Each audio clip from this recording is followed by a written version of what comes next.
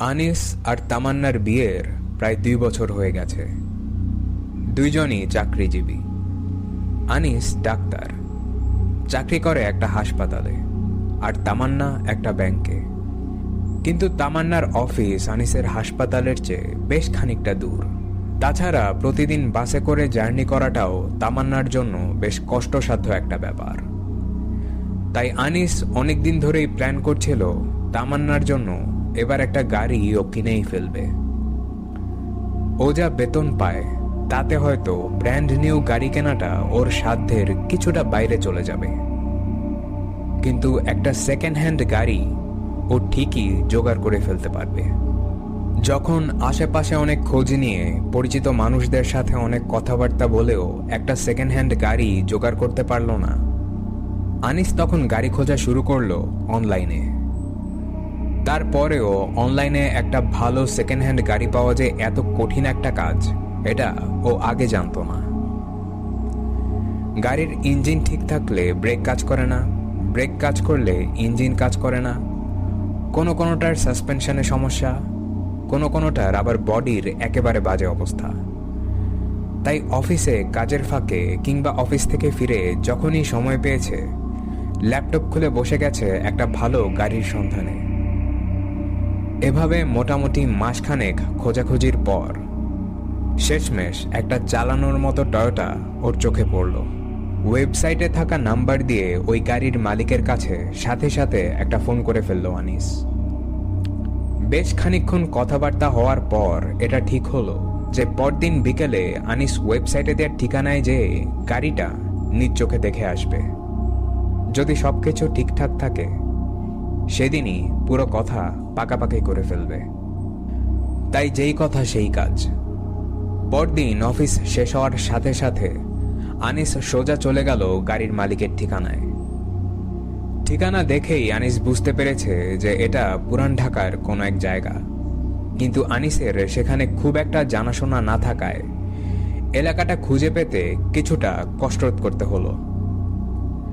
তাছাড়া গাড়ির মালিককে বেশ কয়েকবার ফোন দিয়েও পাওয়া যাচ্ছে না। যে মানুষটা গাড়ি বিক্রি করছে সে বায়ারের সাথে দেখা করার আগে ফোন কেন বন্ধ রাখবে? তারপরও আনিস খোঁজা বন্ধ করল না। প্রায় ঘন্টাখানেক খোঁজাখুঁজির পর আনিস খুঁজে পেল এলাকাটা। আশেপাশে পুরনো সব বাড়ি, ভাঙাচোরা সব রাস্তা। আনিসের ভাগ্য ভালো যে এমন জায়গায় ওর খুব একটা আশা লাগে না। আনিস সবসময় ভাবতো যে পুরান ঢাকার রাস্তাগুলো সবসময় মানুষে ভরা থাকে, কিন্তু আনিস এই এলাকার যতই ভেতরে ঢুকছে রাস্তাগুলো যেন আস্তে আস্তে ততই আরো ফাঁকা হয়ে আসছে। ও যে একজনকে জিজ্ঞেস করে যে বাড়িটা খুঁজছে সেখানে যাবে তার উপায় নেই। শেষমেশ হঠাৎ একজনকে পেয়ে জিজ্ঞেস করে বাড়ির রাস্তাটা খুঁজে পেল। কিন্তু ওই রাস্তার দিকে তাকিয়ে আনিস একেবারে ভ্যাবাচাকা খেয়ে গেল। ঠিক রাস্তা না, একটা চিপা গলি। এই গলি দিয়ে দুজন মানুষের পাশাপাশি হাঁটাটাই একটা কষ্টের কাজ। সেখানে গাড়ি নিয়ে ঢুকবে বা বেরোবে কিভাবে? ও কি তাহলে ভুল কোথাও চলে এলো? গলির একটু ভেতরে যাওয়ার পরই যেই বাড়িটা ও খুঁজছিল সেটা খুঁজে পেল। পকেটে যেই কাগজে ঠিকানাটা লিখে এনেছিল সেটার সাথেও বাড়ির গেটে লেখা ঠিকানাটা মিলিয়ে দেখল। হ্যাঁ, এটাই তো। গেটের বাইরে থেকে মোটামুটি পুরো বাড়িটাই দেখা যায়। বেশ পুরনো 5 তলা একটা বাড়ি, প্রতি তলায় 2টা করে ফ্ল্যাট, কিন্তু নিচ তলায় কোনো গ্যারেজ নেই। তাহলে গাড়িটা রাখা আছে কোথায়? হয়তো অন্য কোথাও। গাড়ির মালিকের সাথে দেখা হলেই সবকিছু জানা যাবে। এই একবারই খুঁজে পেতে ততক্ষণে অনেক বেলা হয়ে গেছে, আর আনিসও বেশ ক্লান্ত হয়ে পড়েছে। তাই আর কিছু না ভেবে ও সোজা ঢুকে পড়ল বাড়ির ভেতর। পুরো ব্যাপারটা এখন আনিসের কাছে আরো বেশি অদ্ভুত মনে হচ্ছে। গাড়ির মালিক যদিও বাড়ির ঠিকানা ওকে ঠিকই দিয়েছে, কিন্তু কোন তলায় দেখা করা লাগবে সেটা বলেনি। আর তখনই আরো একটা অদ্ভুত ব্যাপার আনিসের মাথায় ঢুকলো, যেটা ও আগে খেয়াল করেনি। ওয়েবসাইটের কোথাও গাড়ির মালিকের নাম দেয়া ছিল না। ও যে এ বাড়ির কারো কাছে নাম জিজ্ঞেস করে লোকটার সাথে দেখা করবে, এখন সেই উপায়ও নেই। তাছাড়া ফোনে কথা বলার সময়ও লোকটার নাম জিজ্ঞেস করা হয়নি। এমন বোকার মতো একটা কাজ ও করলো কিভাবে? তারপরেও নিচতলার দরজায় নক করলো। হয়তো কোনো এক প্রতিবেশীর সাথে কথা বলে কিছু একটা ইনফরমেশন বের করে ফেলতে পারবে। কিন্তু ও যেই নক করতে যাবে, ওর হাত লাগার সাথে সাথে পুরো দরজা খুলে গেল। ভেতরটা একেবারে ফাঁকা, কোনো মানুষ নেই। সম্পূর্ণ ফাঁকা ফ্ল্যাটে পড়ে আছে কিছু ভাঙা ফার্নিচারের টুকরো। পাশের ফ্ল্যাটেরও ওই একই অবস্থা। আর পথ না পেয়ে আনিস ওপরের তলায় যাওয়া শুরু করলো। 2 তলা, 3 তলা আর 4 তলারও সবগুলো ফ্ল্যাটের একই অবস্থা। দরজা পুরোপুরি খোলা, ভেতরে মানুষ বা মানুষের বসবাসের কোনো চিহ্ন নেই। আনিস তাই সিঁড়ি বেয়ে উঠতে উঠতে চলে গেল 5 তলায়। 5 তলার 2টা ফ্ল্যাটের একটার দরজাই নেই। ভেতরটাও বোঝা যাচ্ছে একেবারে শূন্য। আর পাশের ফ্ল্যাটের দরজা বাইরে থেকে আটকানো। এর ভেতরেও কারো থাকার কথা না। আনিস যে ফ্ল্যাটের দরজা নেই সেটার ভেতর ঢুকে কিছুক্ষণ আনমনে হাঁটাহাঁটি শুরু করলো। এত কষ্ট করে এত দূর পাড়ি দিয়ে এসে শেষমেশ একটা জনমানবহীন বাড়িতে এসে পড়ল। একটা গাড়ি যাও পছন্দ হয়েছিল সেটাও মনে হয় আর কেনা হবে না। ফ্ল্যাটে হাঁটতে হাঁটতে ও চলে গেল বারান্দায়। সূর্য ততক্ষণে প্রায় ডুবতে বসেছে। পকেট থেকে মোবাইল বের করে আরেকবার ফোন দিল গাড়ির মালিককে। আবারও ফোন বন্ধ। বারান্দায় দাঁড়িয়ে ও বুঝতে পারল যে আশেপাশের বাড়িগুলো ঠিক এই বাড়ির মতোই জনমানব শূন্য। এমন ঘিঞ্চি একটা এলাকায় সাধারণত মানুষের সমাগম অনেক বেশি থাকে, কিন্তু এখানকার চিত্র পুরোপুরি উল্টো। সময়টা শীতকাল, তাই চারপাশ বেশ তাড়াতাড়ি অন্ধকার হয়ে যায়। আনিস ঠিক করলো এবার ও বাসায় ফিরে যাবে। আর ঠিক তখনই ওর চোখ পড়ল পাশের ফ্ল্যাটের বারান্দার দিকে। ও যে ফ্ল্যাটে দাঁড়িয়ে আছে তার পাশের ফ্ল্যাটের বারান্দায় একজন লোক সারা গায়ে চাদর মুড়িয়ে চেয়ারে বসে আছে। যাক, অন্তত কথা বলার মতো একজন মানুষ পাওয়া গেল। আনিস লোকটাকে ডাকা শুরু করলো। এই যে, শুনতে পাচ্ছেন? বেশ কিছুক্ষণ ডাকাডাকি করার পরেও কোনো সাড়া এলো না। লোকটা উল্টো দিকে ঘুরে বসে আছে, তাই হয়তো বুঝতে পারছে না আনিস ওকে ডাকছে। কিন্তু তাই বলে এত কাছের ডাক শুনবে না। লোকটা কি ঘুমিয়ে আছে?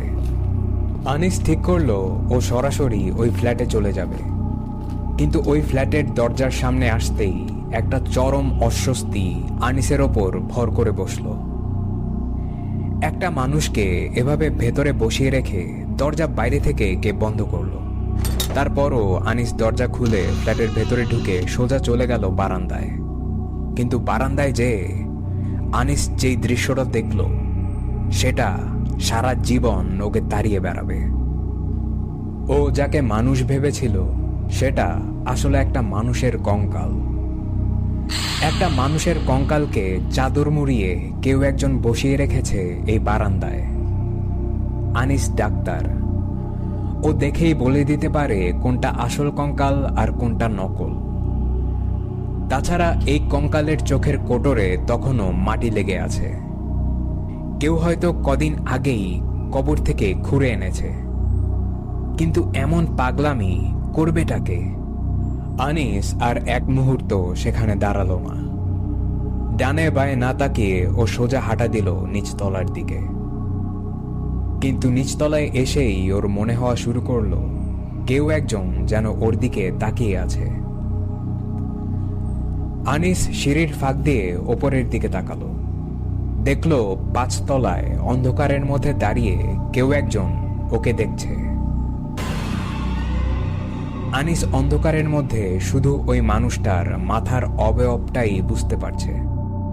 তার চেহারা বোঝার কোনো উপায় নেই। একটা ব্যাখ্যাহীন ভয়ে আনিসের পুরো শরীর যেন অবশ হয়ে গেল কয়েক মুহূর্তের জন্য, কিন্তু সিঁড়ির ফাঁক থেকে মুহূর্তেই সেই মাথাটা সরে গেল। আর আনিসের কানে আসা শুরু করলো গম গম একটা শব্দ। যেই মানুষটা এতক্ষণ দাঁড়িয়ে ছিল সে এখন হুড়মুড়িয়ে সিঁড়ি দিয়ে নামছে, ছুটে আসছে আনিসের দিকে। আনিস প্রাণপণে ছোটা শুরু করলো।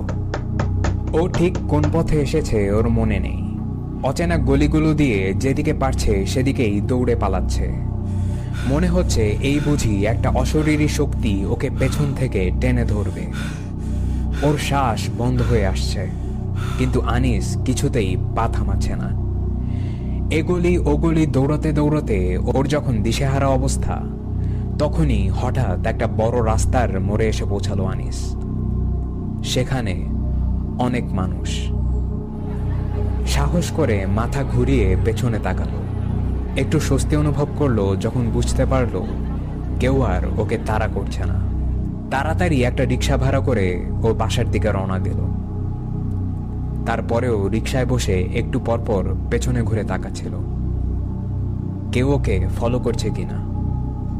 বাসায় ফিরে মাথা কিছুটা ঠান্ডা হওয়ার পর আনিস ওই ওয়েবসাইটে ঢুকে গাড়ির মালিকের ঠিকানাটা আবার চেক করতে গেল।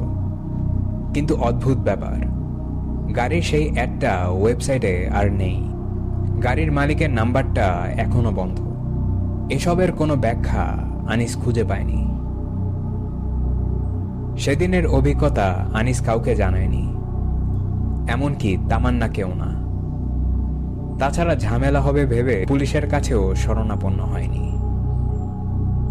ওই অভিজ্ঞতার প্রায় বছর 10 পর আনিস এক কলিগের বাসায় দাওয়াতে গিয়েছিল পুরান ঢাকায়, ওই একই এলাকায়। ততদিনে সেই ভয়ঙ্কর অভিজ্ঞতা আনিস অনেকটাই পেছনে ফেলে এসেছে। আনিস সেই দাওয়াতে গিয়েছিল নিজের ব্র্যান্ড নিউ গাড়ি ড্রাইভ করে। ওই এলাকার পুরনো সব বাড়িগুলো ভেঙে সেখানে বড় বড় অ্যাপার্টমেন্ট হয়েছে। কিন্তু আনিস যতক্ষণ সেখানে ছিল প্রতিটা মুহূর্ত ওর মনে হচ্ছিল এত চাকচিক্যের মধ্যেই কোথাও যেন লুকিয়ে আছে ভয়ঙ্কর কোনো রহস্য, যা শুধু ওই জানে।